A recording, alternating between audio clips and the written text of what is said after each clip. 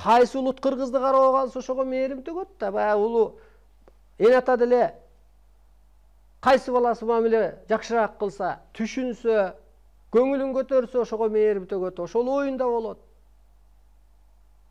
Ошондуктан кыргыз сен өзүңдү тааны. Улуу кыргыз улуулугун тааныбаса, улуттарды ээрчип адашса, улуттун улагасында калат. Шарт оку. Чечим чыгар. Кудай ордун кызматын аткар.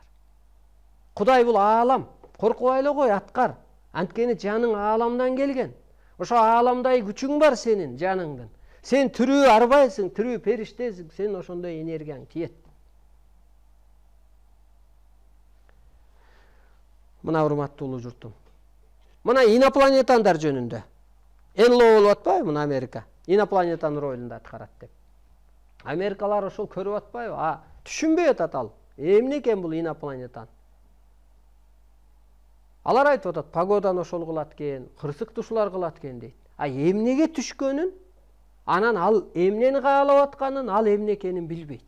Кыргыз билет муну. Инопланетан бул аалам. Аалам жерге инопланетан болуп түштү. Арбайбы, периштеби, чексиз аалам, жан. Алар адамзаттан ошо ааламдык түшүнүккө өтүүнү каалап атат. Аларга туура келбеген кайсы жолдор бар? Ошонун баарын жаап атат. Биринчиден рух үйөсү, дин үйөсү. Аларга туура келбейт экен, кайра сурано берип. Жок, духовный өскөн адамдарды жакшы көрөт. Духу бийик адамды жакшы көрөт. Духун бийик алып жүргөн адамды жакшы көрөт экен. Ырдап жүргөн адамды жакшы көрөт экен, бийлеп жүргөн адамды жакшы көрөт экен ал. Мына, мен ырдагым келет кээде. Анан ошо ырдасам көңүлүм көтөрүлүп калат. Бир кыргыз баласынын жанында сүрөткө түшүп калган, ошо балдар ырдап атса, жанына инопланетан түшүп калган.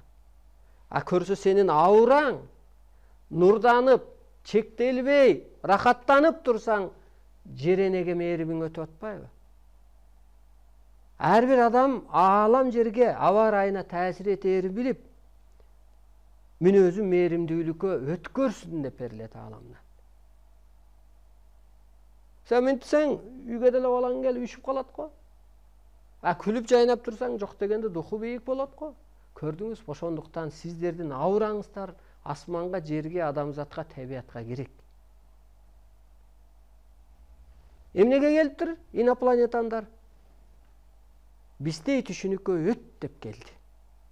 Пендечиликтен чык деп келди. Арбай. Арбайлык мүнөзгө өт деп атат. Ошол ой кыялды өзүңө калыптандыр деп атат. Арбай ушак кылбайт, арбай ууру кылбайт, жаман сөз оозанбайт, жалган айтпайт. Мына ошону калыптан деп атат ушуга. Табиятка аң сезимиң бийик болсун деп атат. Нурдан деп атат. Анан рухий өскөндө, анан дини өскөн, рухий өскөндү талкалап атат. Анан техника менен өскөндү талкалап атат. Анан пендечиликте жүргөндү талкалап атат. Жалган айтканды талкалап атат. Анткени алар ак, анткени чындык. Мына кыргыз ал эмне экен? Инопланетан бир кыры кыргыздын качып кеткен эле касиети дейт. Башатта адам жаратуучу болгон. Адам эч нерсеге деле сыйынбаган, башатта дин болбогон, башатта техника болбогон, башатта жалган айтуу деген шермендечилик болгон, уят иш болгон, өлүм артык болгон, жалгандан көрөк. Чыныңды айтып өлчү дейт го. Кыргызда. Өлсөң да калп айтпа дейт го. Мына ошол эле качып кеткен касиетин кайра келди. Энергияң, жаның. Бүгүнкү күндө инопланетан кыргызга иш кылып берип атат.